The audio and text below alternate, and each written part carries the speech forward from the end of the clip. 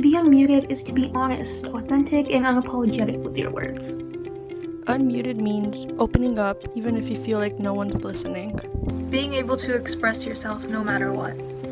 To be unmuted means to be completely and truly yourself, speaking your mind and not holding anything back. Unmuted means being unrestrained emotionally and politically. Means waking up on a rainy day, yet still whispering poetry into the wind. Unmuting means turning on our microphones and cranking up the volume to make sure that we are heard all over, because the time has long since passed where we sit around and wait for change to come find us.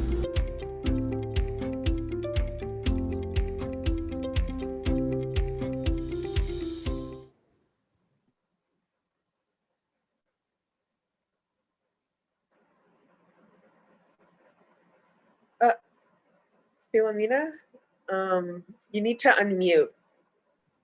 Oh my God, I guess I had to unmute myself. Ooh, okay. Welcome everyone to the kickoff episode of Girls Right Now Live Unmuted. I'm Filomena, as said before, a Girls Right Now mentee. Being unmuted to me means being comfortable and confident enough in yourself to say what's important to you, or really anything, even in situations that are uncomfortable or unfamiliar. To not be scared to press that unmute button and so blatantly speak what's on my mind, even when it's easier to hide behind a computer screen or anything else. And I'm Kayla Morgan, a fellow mentee. To me, unmuted means standing firmly in your beliefs and allowing your voice to ring and be heard. It means to unapologetically speak your own truth and honesty, to accept who you are and cherish your words, thoughts, and opinions as they are precious.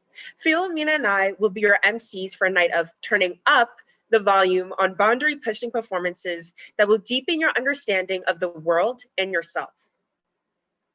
For more than 23 years, Girls Right Now has been a leader in arts education as a nationally award-winning nonprofit and the first writing and mentoring organization for girls and gender-expansive teens in New York City. We always kick off our spring performance series during Women's History Month. And though we can't be together in person, we can still gather to share our multimedia, multi-genre work and honor women authors and media makers who inspire us and help amplify the voices of the next generation of writers and activists. Tonight, we're thrilled to have Masuma Ahuja, author of Girlhood, Teens Around the World in Their Own Voices, joining us as our Agent of Change honoree. Tonight, March 12th, is an especially poignant day to launch this series, as it really was the last day of our former world. At least here in New York City, everything shut down on March 13th, and not to brag on behalf of Girls Right Now, but we did not miss a beat. We transformed our programming to visual, enriched our curriculum with a focus on wellness and racial justice, and expanded our audience globally to reach more than 75,000 people. We couldn't have done it without our generous Agent of Change partners, our Girls Right Now circle, our dedicated board of directors, our phenomenal staff, and all of you, our community and supporters that make it something worth shaping. I remember that on the last day of school, no one thought the schools or jobs were going to shut down so fast. And when we did find out the news, no one was prepared for the change to virtual, mentally or physically. Whole dynamics changed. It became harder to be myself virtually, less likely to be as outspoken, especially since at any second, I could just look at the small little box in the corner, see myself, and judge myself. That constant self-awareness of these changes added so much stress, but Girls Right Now has been a place where I could learn to let go of that stress on Zoom and use it efficiently. Even though I was unable to physically meet my amazing mentor, the amazing staff at Girls Right Now, and other amazing mentees/mentors, I still feel like I was able to connect with others in a friendly and professional setting, build meaningful relationships, and nurture my craft as a writer. Whether it was reading Langston Hughes' poems with my mentor, or making thriller stories about not so great priests with other mentees, or bonding over cats with pod leaders, I have found a virtual home. All of the performers you'll see tonight have worked so hard with their mentors, meeting virtually each week to put together truly incredible work. Their stories span genres and mediums from poetry to personal essay to fiction and comics and deep dive into topics like family and friendship, human rights, self-esteem. You'll laugh, you'll nod along in agreement, and we hope you'll see parts of yourself and your community in these stories. And when you do, we highly encourage you to get loud in the chat during the show. Also, if you have any burning questions for the mentee and mentor performances about their art, about writing, or about Girls Right Now, you can submit them during the show using the Q&A feature at the bottom of the Zoom screen. And we'll end the evening with the live performer talkback. And now, drum roll, please, presenting Girls Right Now, live, unmuted.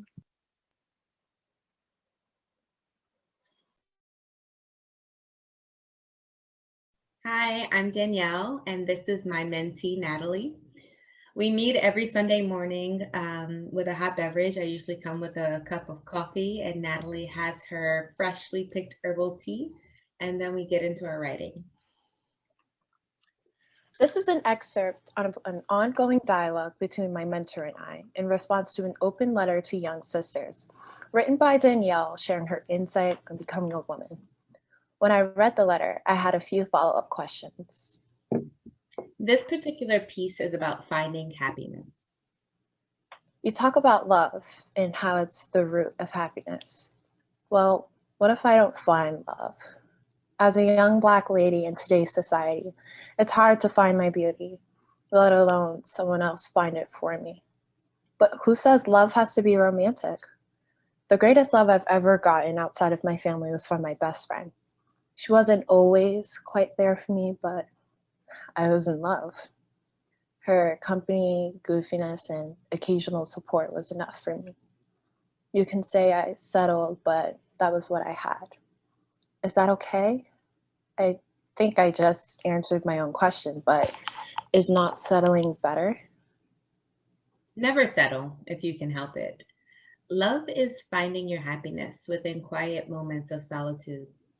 Love is found in a mirrorless room. Love is you being able to smile at yourself, to yourself, at something you did. Once you sit with that type of love, it grows. Settling only removes you further from authentic love. If you exist, the type of love you want to find outside of yourself certainly exists as well. You know, that's beautiful. The idea of knowing that there's an equal force of love simply because you exist. I can only imagine what that feels like. The compassion, the joy, the love in all infiniteness. Do I have that? Of course, I come from a loving family, but that love is different, isn't it? Hi, my name is Emily Barish. My mentor, Gabrielle Gelshin, and I both live in Manhattan, New York. Gabrielle has impressed me with her passion for writing, her sense of humor, and a wisdom that is truly beyond her years. In the past 3 years, I've relished getting to know her, sharing a blueberry muffin at Shakespeare & Co., or talking to each other on Zoom about how we're handling isolation. It's been such a gift, and I really think that you'll love Gabby's work for today. Hi, my name is Gabrielle, and my piece was inspired by my favorite author, Fernando Pessoa, who is a Portuguese poet who undertook many different heteronyms. And one of his fake personas had the philosophy of being a positive existentialist, which basically meant he dedicated his life to being as objective as possible and finding meaning within the mere and absolute existence of reality, as opposed to overcomplicating his life with too much thinking and too much subjectivity. So my piece is called A Certainty. The only fact is that existing rings kinder chimes than thinking, a sickness which questions too much to waltz through time passing. Trees do not breathe, waves do not beat, winds do not whistle, birds do not sing. The world does not exist for us to think about it. If it did, trees would inscribe letters along the veins of leaves. Waves would whisper their messages within the mouths of seashells. Winds would echo words born of every hemisphere's wisdom. Birds would sing in front of audiences larger than squirrels and sky. But trees grow leaves to grow leaves, and waves beat to beat. Winds whistle to whistle, birds sing to sing. And this is so because it is so. I am, I am, I am. And that's it. Thank you.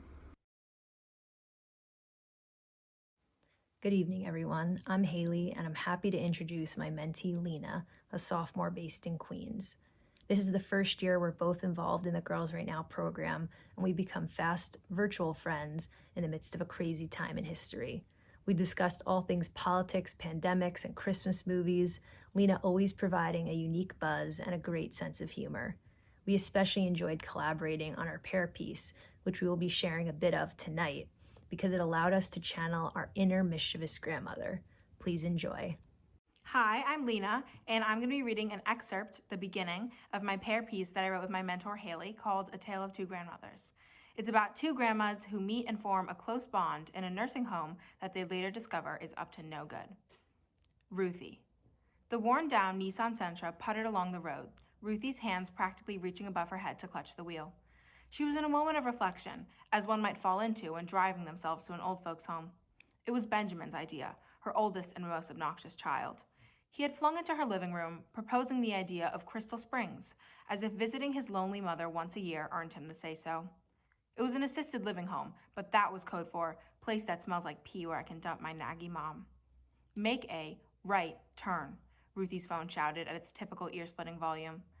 She had to admit, despite dreading being shipped off to live with people who would forget her name instantly after she told them, she was in dire need of a friend. Did she want to leave her home? No. Did she have any desire to socialize with people who watched Judge Judy for fun? Also no. As she pulled her car into the dismal gray parking lot, she tried to smile. Maybe this will work out. Maybe, she thought. Beatrice. Swoosh, swoosh, swoosh. The gliding force of the wheels beneath her was irritatingly familiar. A powerful sound from her youth, now a condescending reminder of her incapacity. Thin rubber tubes and sharp metal spokes separated her calcium-deficient bones from the waxy, colorless floor. Oh, how she had come to hate her insides. Aging was a contact sport, and the medical chart in her aide's hand was the referee. The results were in, and she wasn't celebrating. She had been a known force on the basketball court at 16. The kids in her neighborhood, a congested square mile of tenements in the Upper Bronx, would hang on the chain-link fence surrounding the concrete court and yell, "Betty for the block! Betty for the block!" Her ears would buzz at the sound of their confidence, and adrenaline sent her 5'8" stature soaring. Swoosh, swoosh, swoosh. Hi everyone. My name is Amelia, and I'm excited to introduce my mentee, Alice Kressberg. Alice and I have been working together for 2 years now, and I will never forget our very first meeting when she told me that she was happy to explore writing in any genre, except for poetry. This year, she's gone and taken a leap into uncharted territory and has written a poem to share with you today. Hi, I'm Alice Kressberg. I was adopted from Seoul, South Korea at a very young age, and as an international adoptee, I found it hard to connect with my birth culture. I decided to write a poem called Where I'm From. Bustling streets surrounded by neon lights, a foreign language which is music to my ears. Harsh and soft sounds mixed together, coming fluently from people's mouths as they dodge others and make their way down the streets. Stand owners calling out to you with friendly shouts. Socks sold for only 50 cents each. A slight fishy smell mixed with spiciness lingers in the air. The stares and whispers. The awkward moment of silence, not knowing which language to speak. The shame I feel when I can't understand something that's said to me. A place I've been to 2 times, both very different experiences. Once, a carefree, unattached girl seeing her birth country for the first time. Another time, an insecure girl desperate to get closer to her culture. A place I wish to explore. A place I wish I could have had another life grown up in. A place which makes me cry. A place I can barely call home. Seoul, South Korea. Thank you. I'm Aphrodite, and over the last few months I've been mentoring Zuzana. Although we only met on Zoom, we quickly bonded over an area in Brooklyn called Greenpoint. She grew up there and I lived there for a number of years. Susanna and I have very different writing styles, but I think we've still made a great team. I'm always inspired by her descriptive, creative use of words. The taxidermist story really shows how Susanna has developed as a writer, and I'm excited for her to share that. Hello, my name is Zuzanna Vashiluk, and I am a first-year mentee at Girls Right Now. I will be performing an excerpt from my short story called The Taxidermist and His Dog. My character Ted gets a dog after a falling out with a close friend. This story is inspired by the awkwardness and subtle humor of Wes Anderson's storytelling. I hope you enjoy. Without brushing his teeth, he took the dog to the vet, who briefed him on the contents of his dog's stomach. He appears to have eaten 3 cherry tarts in the last 24 hours, which caused the upset stomach. It didn't help to flush it all down with mint tea and pistachio macaroons. The bastard. The vet held up her clipboard and jotted down a series of instructions for Ted to follow over the next week. She turned to him, but kept her eyes to the paper. "What do you do for a living?" Ted anticipated her reaction if she had bothered to look up from her clipboard. He answered, "I'm a taxidermist." Suddenly, the vet appeared to forget the lengthy list of instructions she required Ted to complete to prevent the dog from dry heaving for 7 additional days. She moved closer to him, too close, and whispered, Is this a project of yours?" Ted weighed the idea of using his talent in taxidermy on his dog by imagining 2 golden scales. Maybe, if there were ways to preserve the digested cherry tarts or the odor of the mint tea in his stomach. He asked her to hand over the instructions, noticing the vet scribble a message in the corner of the page, a 10-digit phone number and her name. Was he supposed to call her if he taxidermied his dog? Or was this an extension of her impeccable bedside manner? Were vets actually morbid, rescuing and healing animals after lunch and before dinner, while by night they watched the deconstruction of their anatomy? He reached for the dog with his left hand, while the dog stared at Ted's hand, trying to understand what the gesture could mean. He walked towards the vet, who held out a treat for the dog's good behavior and threw it in the carrier. Ted took the carrier in his right hand. "Thank you." The flower. Hi, I'm Orla. I'm a first-time Girls Right Now mentor, and I'm paired with Caroline. Each week we meet virtually, and we write, we edit, we discuss what's going on in the world. And of course, in 2020, 2021, that means what's new with the COVID-19 pandemic, elections, insurrection, inauguration. We're really living through history together. So not only have I found my writing partner, but I found my soul sister, and I'm so excited for you to hear her piece. Hi, I'm Caroline, and I'm going to read an excerpt of my short story, Our Tree Topper. I came up with the inspiration for it right before the holidays after visiting the American Museum of Natural History. Seeing all the animals preserved made me wonder about the circumstances of their lives prior. I wanted to explore that in Our Tree Topper, in which the protagonist is expected to carry out her family's brutal holiday tradition until she becomes increasingly tormented by her conscience. The excerpt I'll be reading is from the beginning. Our family, for as long as I could remember, had a Christmas tradition that was either mildly unpleasant or horribly disturbing, depending on your perspective. Sure, it was a bit cruel, but so is Thanksgiving for the turkeys that unwillingly make the ultimate sacrifice so that human families can gather and pretend to enjoy each other's company. Why the double standard for hamsters? Besides, we don't eat them. We're vegans. Every year, a family member chooses a hamster. This year, the task fell to me, and so I went to Petco with Delphine, a friend from school. The drive there was silent, bar some stilted conversation where Delphine reminisced about her first hamster. "Have you thought of names?" she attempted after a particularly painful lap of silence. "No," I replied. I had read an obscure book once, in middle school maybe, by a cattleman who said he never named his cows because leading one with a name to the slaughterhouse was unnatural. I agreed with his rationale, but I remembered Delphine didn't know about our tradition, so I kept quiet. Soon, we pulled into the Petco parking lot, desolate save for an astonishingly red convertible. I strode purposefully to the hamster aisle. This year, they were nearly all a boring beige, mindlessly climbing on top of each other, just like dumb goldfish. Pathetic. "Ooh, I like this one." Delphine pointed to a black and white hamster that stared beadily up at me. forlorn. A saleswoman came shuffling uncomfortably close and cheerfully announced, "Oreo and you seem to have a connection." "Interesting," I said, although it was quite the opposite. "I'll take it if it's not pregnant." The saleswoman looked startled. I explained the catastrophe of 2009, when the hamster that year had unexpectedly given birth, then promptly ate her offspring just hours before Christmas. She laughed uncomfortably and assured me that Oreo was not pregnant. 20 minutes later, the hamster was all mine.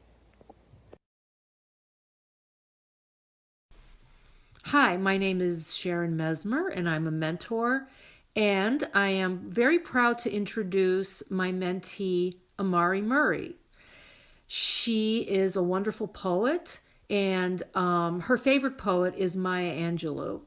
And like Maya Angelou, she is interested in issues of self-esteem and wellness. And she's going to read a poem called Epileptic Born, which is about her experiences with epilepsy.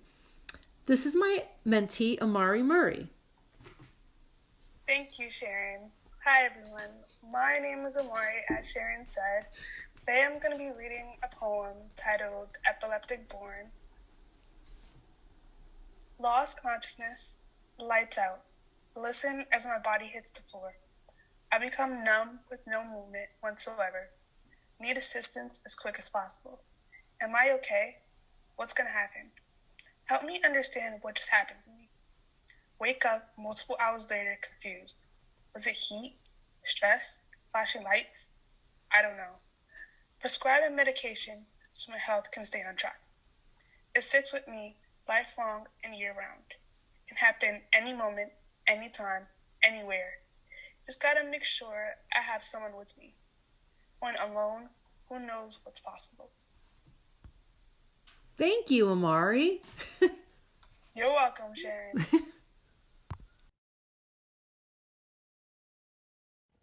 Hi everyone, my name is Claudia Marina and my mentee's name is Sandy Tan. I have the incredible honor of introducing Sandy and her work, which she put together during our meetings this summer in the midst of the pandemic.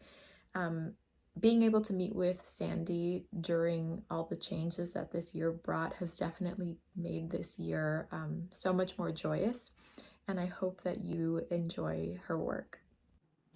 Thank you for the introduction, Claudia. Last summer, Claudia and I read Revenge of the Mooncake Vixen by Marilyn Chin, which explores the themes of what it means to be Asian American. I was inspired by this novel to write a parable about a young Asian girl who struggles with not only her own identity, but also her faith. This is a short look into the believer who didn't believe. Macy was remarkably average. Her hair was black and straight. She had almond eyes with deep brown irises that would give you the impression that you had something on your face. Standing at 5 feet 1.5, Macy was the definition of the average little Asian girl. Not a piano prodigy, a math whiz, or anything else Americans would peg as Asian for that matter. In fact, she despised math and would spend hours doing it for homework. Macy's parents weren't the type to tutor her, and they couldn't even if they wanted to. They would ramble on and on about how they were busy picking firewood at Macy's age back in China, and finding X in an equation wouldn't feed any mouths. Once report card day arrived, however, their attitude changed. Since they couldn't help Macy, they did what every good parent would do when they couldn't help their child: send them to after-school care. It was one of those after-school camps that virtually everyone signed up to attend. It's always the same limited time only 10% off sale that gets each and every one of them. Of course, Macy's math skills didn't improve at all. She was too busy playing Sudoku and Connect 4 to care about such trivial matters.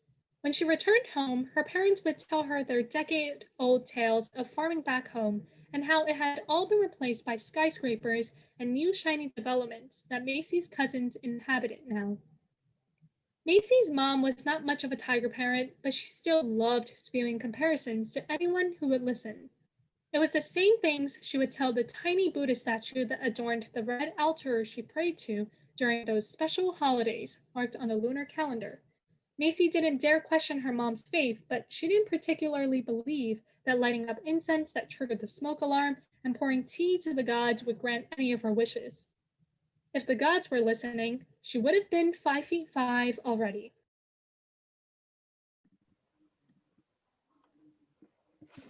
Oh my god, these performances were just so awe-inspiring and in like ways that I never even imagined. They completely just blew my expectations away. Like, I am so surprised and astonished and happily amazed at the way my expectations were just like discarded while watching these in the most pleasant way. I was just so surprised with the authenticity and like genuineness in these stories. It was amazing. I adored them.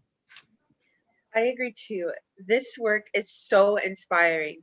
I can see how much effort, time, and passion went into these pieces.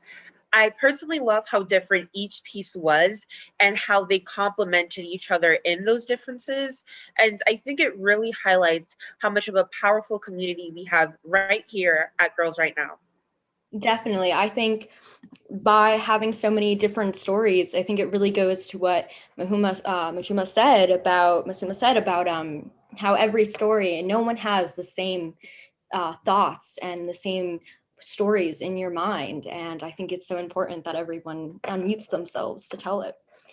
And now please give a warm digital welcome to tonight's Agent of Change, Masuma Ahuja, author of Girlhood, Teens Around the World in Their Own Voices.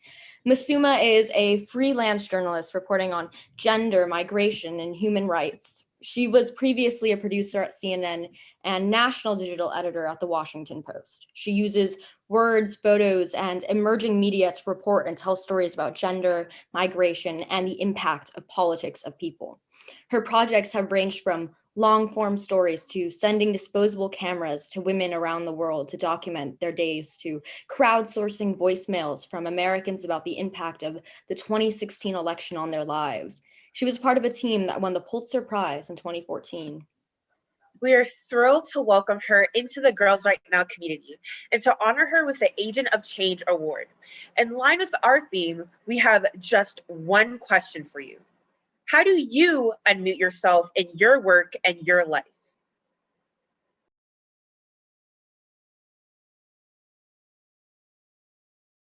Hey there. So when I started thinking about how to respond to this big important question of how do I unmute myself in my life and in my work, my first thought was, I really don't want to unmute myself.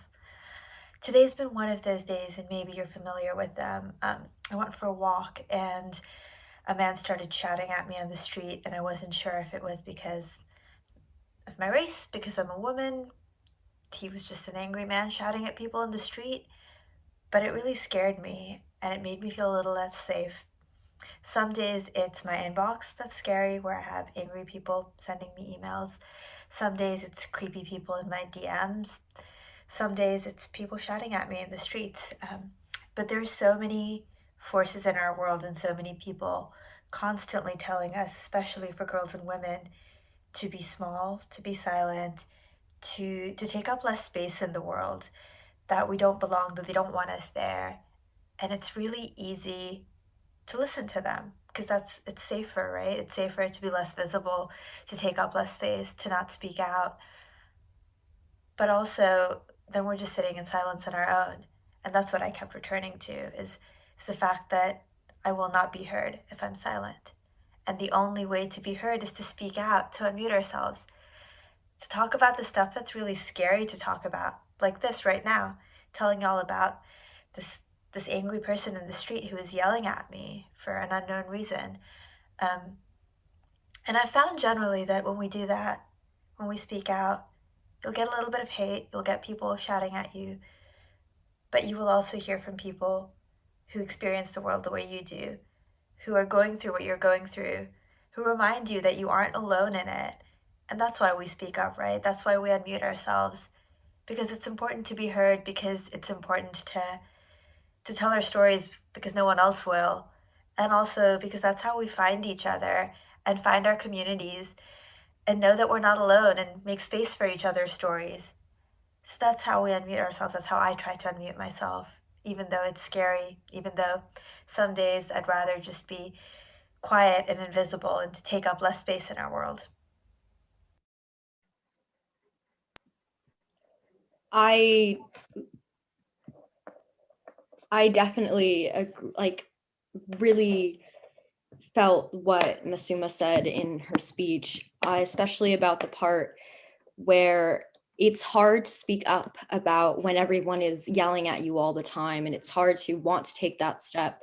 But I think it's so, I love how she focuses on community and building community. And that's what's the most important thing, finding the people that help you unmute yourself and help you and allow you to make sure that you reach the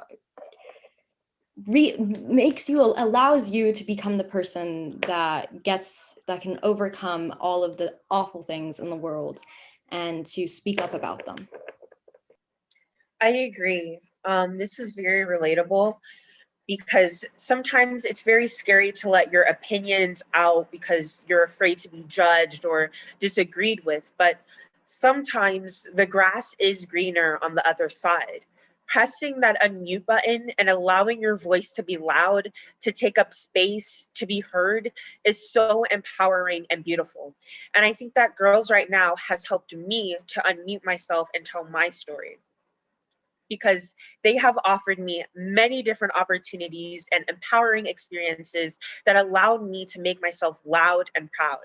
I remember how inspiring and amazing it felt to honor Cicely Tyson's influential legacy at her book event, or how the advice and teachings from my mentor allowed my poetry to be honored at many different organizations, and particularly how inspiring and amazing it feels to be an MC tonight and getting the chance to share the stage with such incredible writers and artists.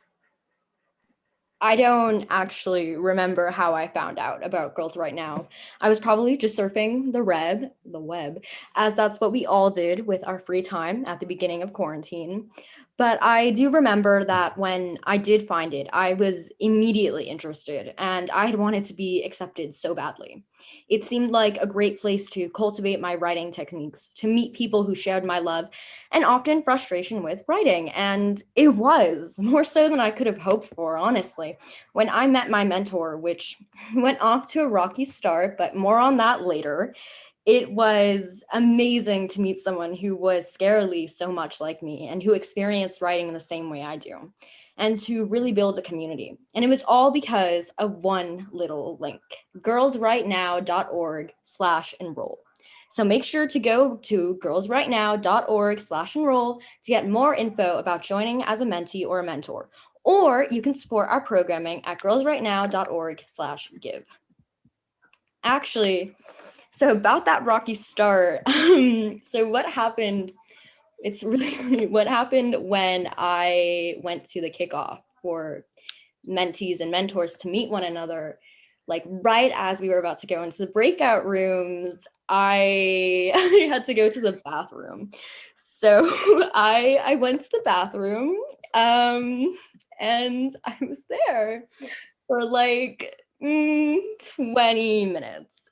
And when I came back, my mentor had left the meeting. And so I had to like go to the staff who were so supportive. They were just like, they were so understanding and just being like a big laugh. But I was like, oh my God, I'm so sorry. I went to the bathroom for 20 minutes and we had to beg my mentor to come back. Like we had to email her, call her, text her. And after like 10 minutes, she finally came back and I was, oh my God, it was almost, I could barely look her in the eye. But, you know, honestly, it was a bonding moment for all of us, honestly. I mean, it just added to the special connection we were going to later cultivate and develop. So I'm kind of grateful about that, but not really. I have a very similar story, but before I get into that, I just want to clarify that we are taking a 1-minute break right now. So, you can go grab a snack or go grab something to drink. And also while you're at it, grab a fork and a glass for later, and you'll probably see why. But Right now, I'll tell my little story if you do decide to say during the break. Um, so the same thing happened to me. When I was being interviewed to join Girls Right Now, there was like this little section, like this little point in between where they kind of were just telling us like, oh, we're opening up the breakout room. So I'm like, okay, this is the perfect opportunity for me to go run and go to the bathroom and be right back. So I go to the bathroom and I'm using the bathroom, and then like I hear the interviewer in my room on my laptop calling me, and is like calling my name like, Kayla, where are you? Like, why is your screen black? And I'm like running back into my room to go talk to the interviewer because yes, that's what happened. It was very crazy and embarrassing, but I wasn't, when she called my name, I wasn't gone. I was gone for like 3 seconds. I made sure I got right back in, but now, thank God, we have um, bathroom breaks and different breaks during our workshops and interviews and things like that. So stuff like this is being prevented now. So yeah, I think that we are back right now from our break. And we've got a lot of more incredible work for you tonight. So I'm gonna go ahead and allow these amazing mentees to take it away.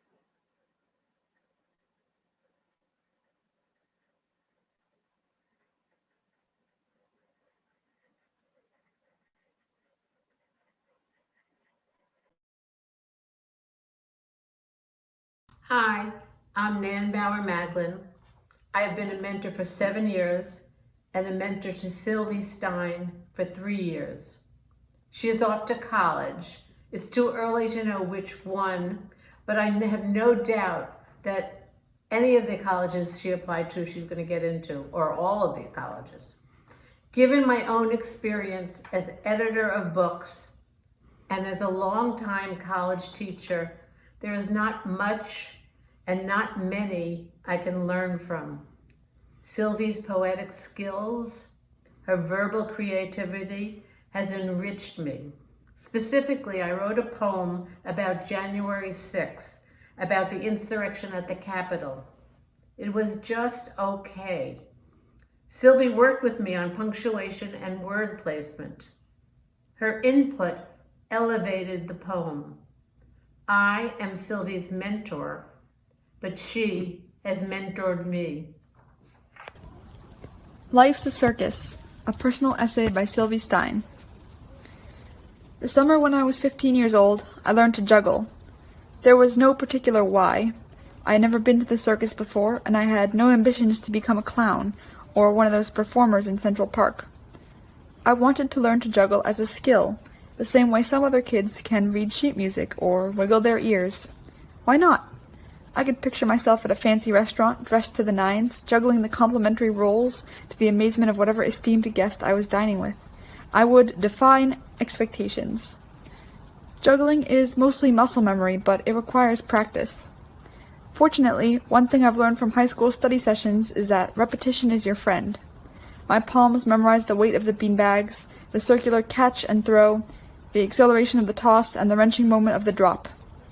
From this period of practice, a time of sweat, blood, and tears, I certainly was learning to juggle, but with every dropped ball and every black and blue bruise, I began to realize I was also learning something else, the reason for my determination. Learning anything from scratch is a struggle, but this was the first commitment to a skill that I had undertaken completely of my own volition. But why? In the way tossing a pinch of salt over your shoulder is supposed to ward off evil spirits, I was learning to juggle to forestall a bleak future of cubicles, 9-to-5 office hours, and the soul-crushing inevitability of a realistic career. Stock market advisors on Wall Street don't know how to juggle. Waiting room secretaries can't flip juggling clubs through the air with just the right flick of their wrist. Corporate CEOs surely don't know the difference between a Diablo and a Rollabola. No amount of money could entice me away from the promise of a life of chaos and adventure. I don't have to conform to our society's model of the ideal, rational adult. I can be an eccentric artist, a reclusive writer, a circus clown for hire. If I could juggle, I could preserve my fiery, determined enthusiasm for the bizarre and the unexpected. On the last day of summer, we had the circus and gymnastics show. During the performance, I dropped the clubs no less than 7 times. Barnum and Bailey would not exactly be knocking down my door to offer me a job, but that didn't matter. After hours of practice, I can miraculously make the balls dance through the air, teach them to defy gravity. I might one day be a newspaper columnist, or a divorce lawyer, or an accountant, but I will never be just that. There will always be a part of me that remembers how to embrace the extraordinary. Hi, I'm Amy. And I'm Sophia. And this is our first year together as a mentor-mentee pair. And we have really enjoyed talking about music together, talking about movies together. Sometimes we take personality quizzes together during our sessions, like the Hogwarts personality quiz. And we both got Hufflepuff, right, Sophia? Yeah. Which I think makes us a good match. And we also really enjoy talking about books we're reading together, which led us to just read Pride and Prejudice together, which sparked our idea for our pair project, a podcast on Pride and Prejudice. Today, we'd like to share with you a snippet of our podcast, the Pride and Prejudice podcast, aka Triple P with Amy and Sophia. After finishing a few chapters of the book, we decided to pick our favorite underrated character. Amy chose Mary Bennet and I chose Miss Bingley. In the next segment, we introduce our favorite underrated characters, put ourselves in their shoes, and write humorous poems from their point of views. Miss Bingley is a young woman who has her sights set on Mr. Darcy, a handsome rich man who unfortunately does not return her affections. This one-sided love leads Miss Bingley to harbor some rather unpleasant feelings toward the person Mr. Darcy loves. Here is the poem I wrote from her point of view. Watching you playfully argue back and forth with her is so tiring. She knows all the right things to say, the witty remarks, the insightful comments. Her intelligence astounds you and astounds me. She is beautiful, of course. She's insightful. She's everything I wish to be. Not that I would ever tell her that. I lie awake at night, crafting imaginary scenarios while you would turn around and say, "You're the one for me. How could I have been so blind?" I fall asleep, hopes renewed for tomorrow, but when tomorrow comes, she is always the one you are looking at. She is the one for you. But I cannot admit that to myself. I refuse to accept it, for this imaginary world that I live in is too great to lose. While Mary is adjusting her ideas, he continued, let us return to Mr. Bingley. That's just one of the many dismissive quotes about Mary, one of the 5 Bennet daughters who has big thoughts and ideas, but is often treated by her family as silly or is just simply completely ignored. So here's the poem I wrote from her perspective. Longbourn is a lifeless town, and I am floating through it, invisible, unnoticed, left behind, by my sisters, elder and younger, by my clueless father and mother. I sing, and their ears turn away. I speak, and I've ruined their day. Lacking genius and beauty, they say, but they are the ones who should be lost in the fray. Why don't they care about my thoughtful soliloquies and my deep understanding of the wide world? And why don't they see my potential for more than Meryton alone? Where is the adoration for me, Mary, so mistreated, so unloved? Such is the life of the 5th sister, 3rd in birth order, last in their hearts. Such is the life of me, Mary. Hello, my name is Sarah McNaughton, and I am thrilled to introduce my fabulous mentee, Grace Yu. Even though I miss being able to meet with Grace in person, our Sunday afternoon Zoom calls are still the highlight of my week. She continues to blow me away with her artful use of language and imagery while tackling complex and challenging topics like mental health and gender stereotypes. I hope you enjoy her next poem as much as I do. This piece captures intergenerational strength and familial unity through a series of moments described through piano music. I wrote this poem at a Girls Right Now Friday night salon, which taught us how to write compelling micro-narratives about our family and heritage. I wanted to write about me, my mother, and my grandmother, 3 generations of strong women connected through a love of classical piano. When I play piano, my grandmother wants to cry. Low, muted notes of a fragmented harmony. Like an old man dying, my mother said. In his last moments, what was his song? Broken, warm, luminous sunshine. This is why all the people in the nursing home look with painful tenderness. Why 5 years of piano, of taut muscle and hushed fingertips. isn't enough to understand. Worshipful cadence leaning toward gentle intimacy, kaleidoscopically scattered melodies framing a fragile break. In this bright room, where is my sorrow? My grandmother rests her work-worn fingers on our forlorn couch, humming her strength into veined hands.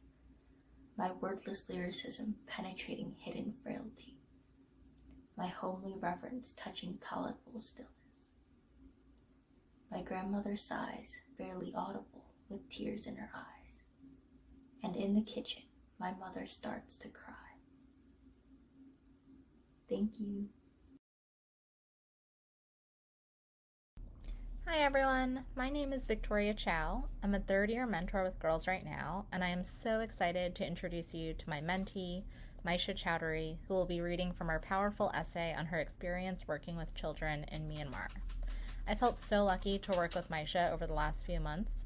Our meetings, brainstorms, and writing sessions, not to mention bonding over everything from The Sims to our favorite TV shows, have truly brightened my weekends. I can't wait for you all to hear her story and her voice. Here's Maisha. Hi, this is Maisha here, and I'm here to talk about the piece that I've written.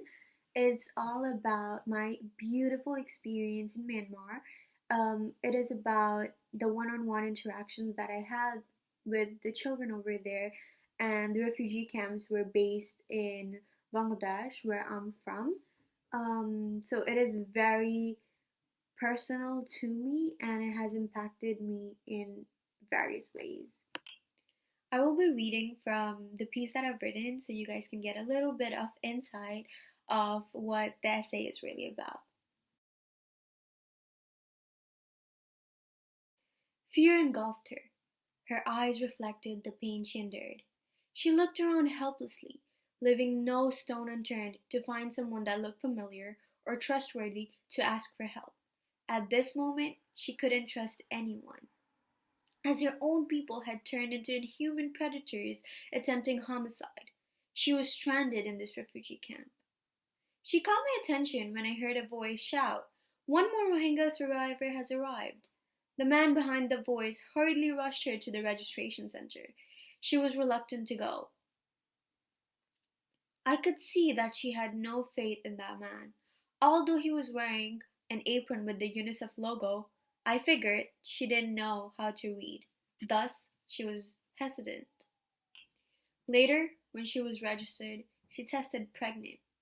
She confessed she had been raped by one of the Myanmar military officials. They had captured her for days atop a mountain and tortured her, killed her husband right in front of her. She managed to escape the horrifying torture and land into Balikali refugee camp in Bangladesh. Stories like this woman's echoed across these camps. Thousands had faced similar or even worse conditions as victims of the ethnic cleansing by the Myanmar government. This is it for now. Thank you so much. Hi, I'm Cassidy's mentor, Chanel. This is my first year as a mentor, and I'm so happy I got placed with Cassidy. We're both very reserved, but also curious individuals, so it's been fun getting to kind of bounce ideas off of each other and getting to know each other. And I'm really just happy to have been placed with her. I'm excited for you guys to hear her poem. Yeah. Hi, my name is Cassidy Samuel Ankrum. I go by she, her pronouns. I'm a mentee at Girls Right Now, and this is my poem called Being the Perfect Child. My poem is inspired by Jamaica Kincaid's Girl. I really like this piece because I could relate to it on a deep level. So in my poem, I use the same perspective of being lectured in a child-parent relationship. This has been such an amazing journey with Chanel as my mentor. She's such a supportive person, and I honestly couldn't wish for anyone else as my first mentor at Girls Right Now. She's allowed me to be my true self in her presence, and for that, I truly appreciate her. She is someone I could look up to as well as be inspired by. This is my poem called Being the Perfect Child. You have to keep the perfect GPA to make everyone content. It's great you have good grades, but can you really do anything else? You're the oldest, set an example. Don't have those negative thoughts, you have the perfect life. You get to have a room all to yourself with nothing but your own thoughts. Keep it together. Go to church and don't say anything. You swear you won't say anything about this rigid system. Pray or you're not going to end up in the kingdom. You shouldn't feel that way. Your conflicting identities doesn't mean you shouldn't pray. Try to save yourself before it's too late. You do everything you're told, but at the end of the day, that's not enough. Don't cut your hair. You're gonna look like a little boy. Don't sit like that. Girls, don't sit like that. You can cook, but you can't cook macaroni and cheese, stewed beef, or barbecue chicken. Your education is important, but so is learning how to cook, clean, and behave. You can't be an example if you act like this. Hi everyone, my name is Lucy Carson and I'm a mentor, and my mentee is Lauren Weisberg. We conceived our piece as a series of mostly text messages, and it was inspired by our mutual love of horror and suspense fiction. We hope that our costumes and props will help convey the spirit of the story. Thanks. In our piece titled Got Your Back, grad student Mary has been talking to a guy named Clay on the internet who she likes but hasn't met. Meanwhile, the barista at her favorite coffee shop is a little too attentive and gives her the creeps. An important detail to know is that Mary has been listening to a throwback song by Blondie, which only Clay knows about. You still there? Are my jokes that corny? You okay? Sorry, you know how much espresso hurts my stomach. Which is why you need to stop drinking them. I know. I'm my own worst enemy. And that's why you have me. Well, I also have an incompetent barista that always gets my order wrong. I'm starting to think it's on purpose. Maybe he's just got your back. Lol. Lol, that's a scary thought. Mary turned off notifications and set out to finish grading her psychology papers. A few hours passed, and then she spotted the barista approaching her table. Her stomach lurched, and she tried to keep her eyes glued to her screen. Must be getting late over there. You out? Wrapping up, I guess. Call you tonight, though? What if I come by to tuck you in? Or at least sing you a bedtime song? Promise? Unless you're planning on sleeping here. We're closing soon. The barista said, with a soft chuckle that caused Mary's shoulders to seize up. Didn't they usually close at 8? It was already 8:30. She watched him disappear into the mess of coffee machines and then into the back of the cafe. The cafe music grew louder. It was a little too fast-paced for her cafe, because she'd only ever heard lo-fi beats. He must be cleaning. It's normal, she tried to reassure herself, and turned back to her computer. I'm getting the creeps. I think I'm the only one left in the cafe. She said think, but really, she knew. The song began to be more than just a fast beat. A woman sang, "One way or another." She typed and waited with her fingers on the keyboard for those little loading dots to disappear. You won't believe what song just came on. Mary heard, "I'm gonna getcha, getcha, getcha, getcha," and the lights dimmed. Hi everyone, my name is Jessie Chen. I am a poet working in marketing and PR in New York City. I'm currently a second-year mentor with girls right now, and I'm loving the community and the program. I especially love that I get to work with my mentee, Claire Yu, for her second year in a row. Claire is a junior at Hunter College High School, and she's also a poet, a musician, a dancer, and an activist. I love working with Claire because we are very similar in that we're both poets who talk a lot about race, identity, family, and love, as well as other fun, light topics. And with that, I'll let her take it away with her piece. This poem is called We Were Made to Be Poets, and it's about what defines a poem and what defines a poet. And I thought that in the eyes of poets, everything around us is a poem in some form. And so I wrote this piece about why we as writers relate to poetry, relate to writing as a form of art. We were made to be poets. We were made to be poets, to sanctify our tongues as a church of words, to reach into our throats and let the sounds pour out, to glorify everything we see in a flurry of description, sprinkle our fairy dust so the world doesn't forget the magic everything holds inside. We feel the urge to name our surroundings, the thrill Adam and Eve felt as the syllables flew out of their mouths with each stroke of inspiration. Dewdrop, peacock, pebble, tongue. The only muscle not connected to bone at both ends, always reaching out for something to wrap around, something to swallow, something to call our own. How can we not try, at least, to make sense of this world? Try, at least, to match this feeling with a word. Love? Loneliness. Try to seem like we're in control. Make sure no one knows the desperation with which we hold on. Find a metaphor, find a sound, something to remember this moment by when it's gone. Write it down on paper and protect it. The more you write, the longer it will take to slip away. We find solace in the promise of poetry. Music is a poem, and so is this sky. A story, mostly blacked out, is a poem. A paragraph, missing vowels, is a poem. A memory, mostly blacked out, is a poem. A person, missing love, is a poem.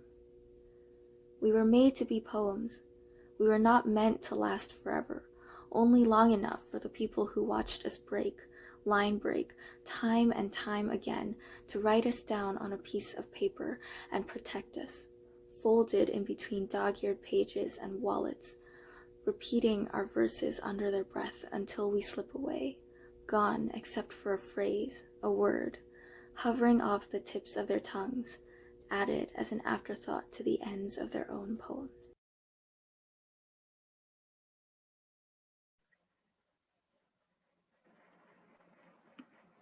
Wow. This work has made me want to go write for like 3 hours. The image, metaphors, ideas, beliefs, there is so much creativity and beautiful art that I just seen, and it's inspired me to go out there and let my words and let my opinions be shown and be appreciated. And I'm so thankful to have the opportunity to be able to share the stage with such amazing poets, writers, artists, creators. And I think you guys have really shown what it means to be unmuted. Yeah, definitely. I am, again, as I said before, I'm amazed by like all the different ways that people express themselves. And I think it's like truly, truly beautiful. I mean, I think it's so funny that not funny. I think it's just so amazing that everyone is just able to take such similar passions that are all in our hearts, you know, as people, and just take it and just run with it in every way possible. It's like beautiful. And as Kayla was saying, I think this is a great example of how we at Girls Right Now inspire ourselves to and each other to unmute and to make something bigger than all of us, greater than all of us. It's amazing. And on that topic of unmuting and making some noise and letting yourself be heard, in case you don't remember, in the early stages of quarantine, people used to go outside and clash cups, forks, pans, etc. against each other. We would like to bring this same tradition here. So if you have that cup and fork, let's make some noise for tonight's performers.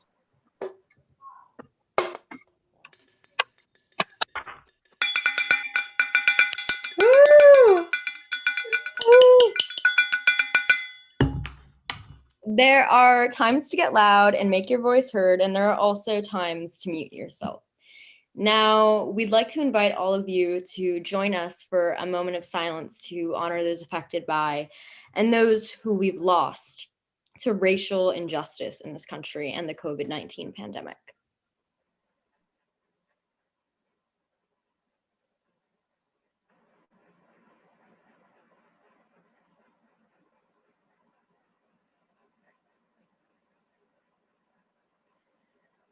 We also want to send our gratitude to essential workers, educators, healthcare workers, service workers, and beyond who are still risking their lives every day. And also to those who are doing the work for social justice and organizing in their communities to build a better world out of this crisis together. Thank you.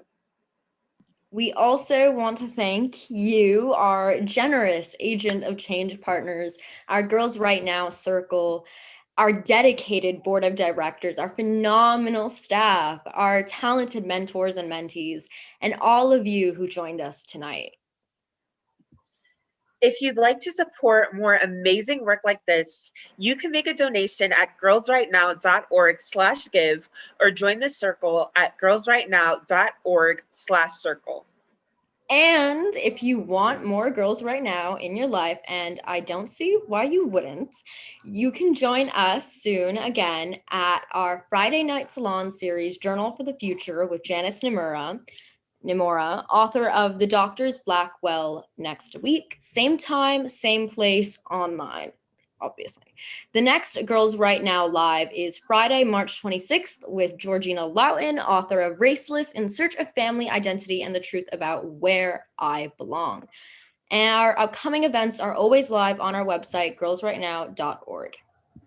Now, we'll take a moment to invite performing mentees and mentors to unmute themselves and join us as a panelist to chat about their work and beyond.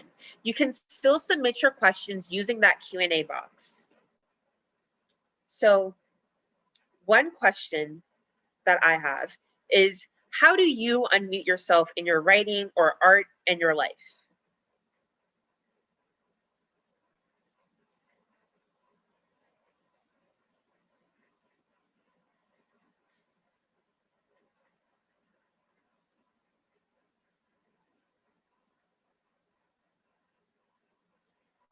And any mentee or mentor can just unmute and answer the question.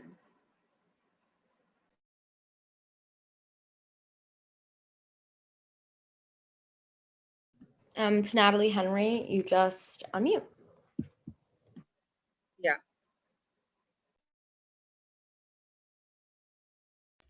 One moment. I'm going to give you all permission to unmute.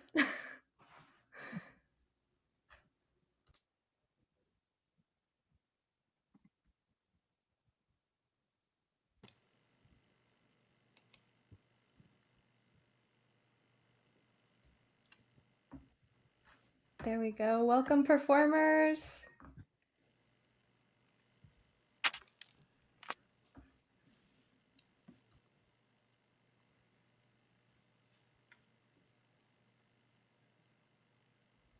To repeat the question that Kayla asked, how do you unmute yourself in your writing or art and in your life?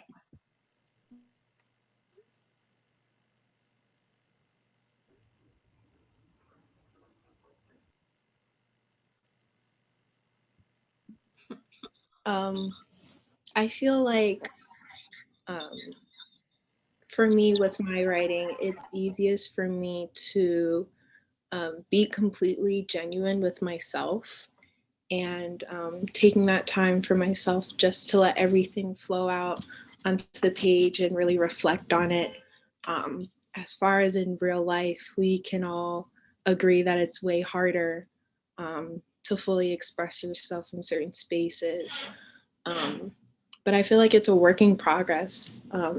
You're not just going to get there, definitely not overnight, and we're always evolving. So even if you feel like you've gotten there, there's more things to adjust to. What was like the hardest part for everyone when writing their stories and making their art?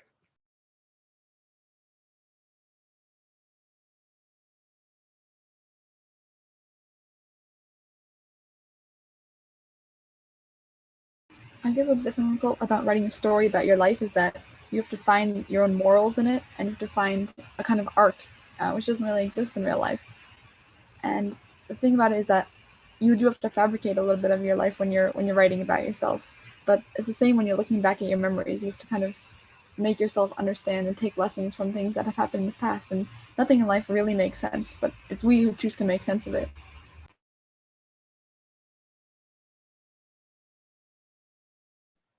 What was your favorite part about creating these pieces?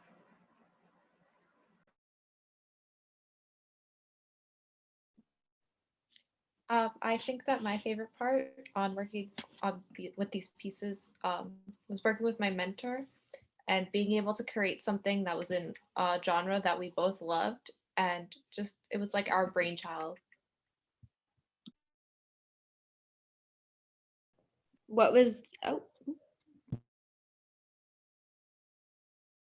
I wanted to share, I really enjoyed working with Natalie on our piece because it was an open letter form and we used Google Docs to write back and forth to each other. So it was always nice to sort of go back to the doc and see if one of us had responded. We shared a very short excerpt of the letter, but it was nice to have like an ongoing question answer with one another. So really enjoyed that. What were your favorite themes that you wrote about?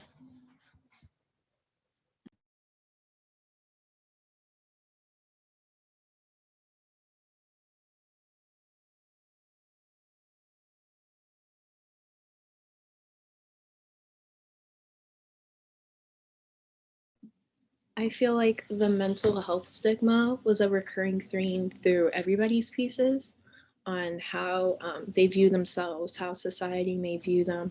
And I feel like us writing about this and us talking about it, we're bringing more awareness and more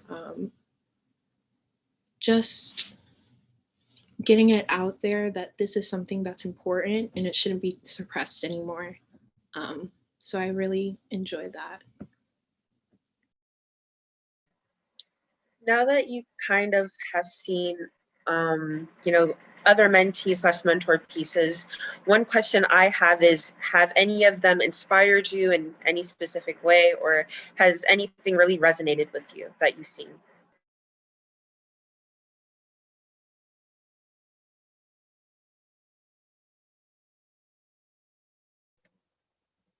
I think Claire Yu's poem was so touching and so raw, and I feel like when we are usually watching, more well-known artists, it feels very polished and very curated. And tonight we just saw the range of diversity in Girls Right Now, the range of lived experiences from Myanmar to medical conditions to the struggles within. And I felt that the community was so supportive. And it was really interesting being in a room virtually with people without seeing faces, but seeing the performance and knowing how much effort went into that. And I think that was really magical tonight.